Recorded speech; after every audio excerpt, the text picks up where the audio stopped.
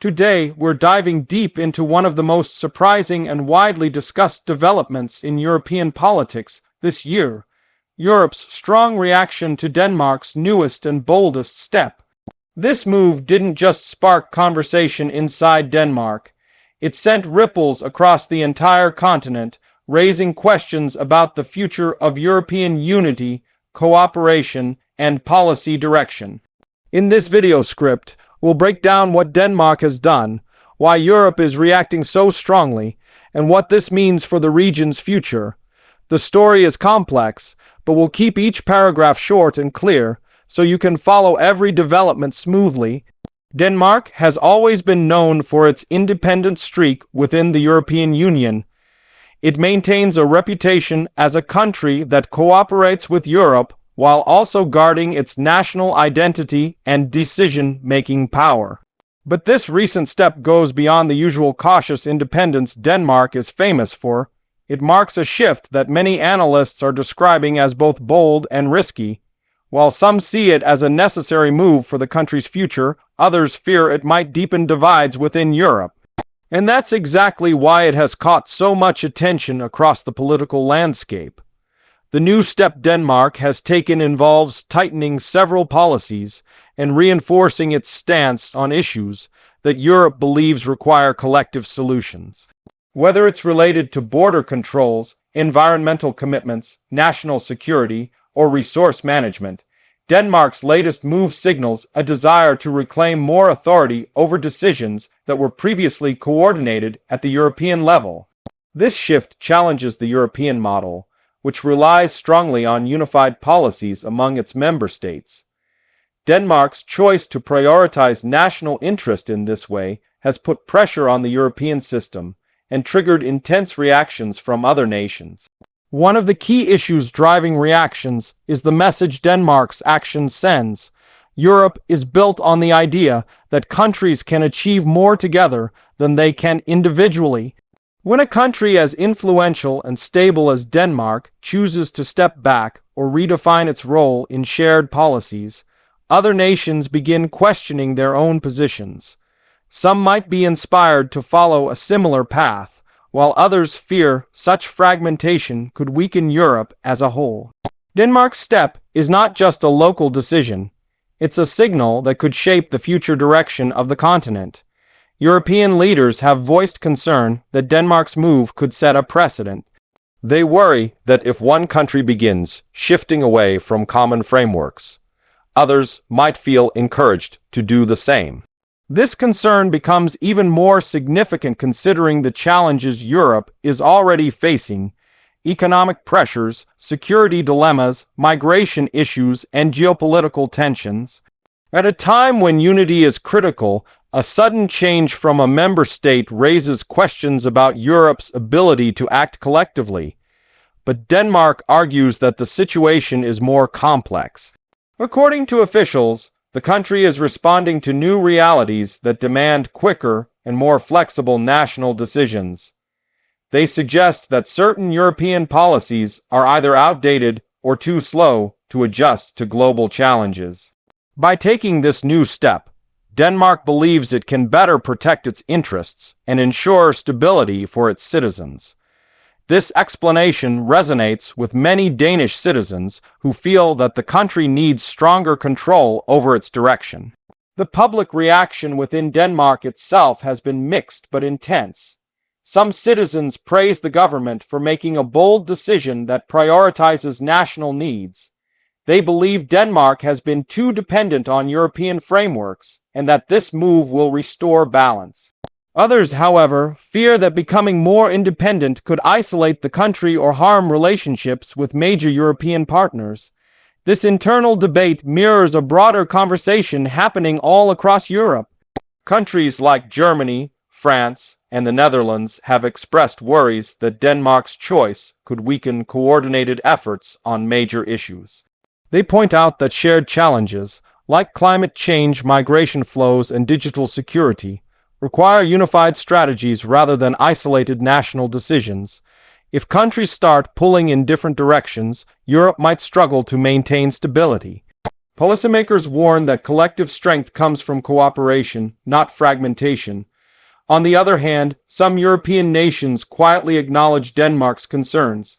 They admit that certain EU processes are slow and complicated, making it difficult for countries to respond quickly to fast-changing global dynamics. These nations see Denmark's move as a wake-up call, urging Europe to modernize its structure and become more flexible. They believe that instead of criticizing Denmark, the EU should use this situation as motivation to improve how decisions are made. The economic implications of Denmark's decision have also been a major talking point. Europe relies heavily on a coordinated economic system. Any disruption in cooperation can influence trade, investment, and regulatory alignment. Analysts warn that if more countries begin pursuing separate paths, Europe's economic cohesion might weaken. Investors are paying close attention to the situation because uncertainty in policy direction can affect markets and long-term economic planning. Denmark's government, however, argues that the decision will strengthen its economy in the long run. It believes that the ability to adjust policies quickly will help the country stay competitive in an unpredictable global environment. Officials emphasize that the move is not meant to harm Europe, but rather to ensure Denmark is prepared for future challenges. They insist the country will continue cooperating with Europe, but on terms that better fit its national priorities. Political commentators have noted that this development highlights a growing divide in Europe between countries that want deeper integration and those that prefer more autonomy. Denmark's move places it closer to the group advocating for national control. This shift reflects a broader trend seen across several European nations where citizens express frustration with bureaucratic processes and demand more local decision-making power. Denmark may be the latest example, but it is definitely not the only one. This situation has also revived discussions about the future model of the European Union. Should the EU offer more flexible arrangements? Should countries have more freedom to opt out of certain policies, or should the EU move toward greater unity to stay strong globally? Denmark's step has forced Europe to confront these questions more urgently than ever before. It has become a turning point in the ongoing debate about the balance between national sovereignty and European integration. Despite the tension, there is hope that dialogue between Denmark and the EU will lead to constructive solutions. European officials have expressed openness to negotiations, emphasizing the importance of keeping Denmark engaged. They understand the need to adapt to changing times, and Denmark's move has highlighted areas that may need reform. If handled carefully, this moment could lead to improvements for both Denmark and Europe as a whole. Meanwhile, Denmark continues to assure its citizens that the country remains committed to stability, cooperation, and responsible decision-making. The government emphasizes that reforms are not meant to divide Europe, but to strengthen Denmark's ability to thrive in uncertain times. Whether or not this reassurance will ease fears remains to be seen. What is certain is that both Denmark and Europe are entering a new chapter marked by debate and transformation. Europe's strong reaction reflects the seriousness of this development. It is not just about one policy or one country, it's about the future direction of the entire continent.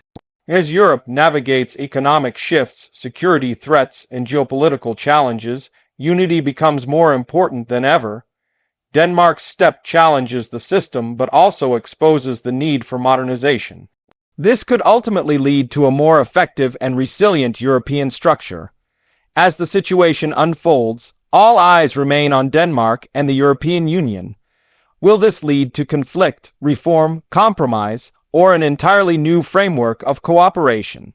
Only time will tell. What is clear is that Denmark's decision has triggered one of the most important political discussions in Europe today. The entire region waits to see how this chapter will shape the continent's future, its unity, and its ability to adapt to a rapidly changing world.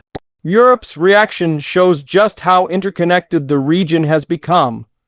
A single decision from one country can spark continent-wide debate. Whether Denmark's step becomes a catalyst for positive change or a source of division depends largely on how leaders handle the situation in the coming months. For now, the tension remains high, but so does the potential for meaningful reform.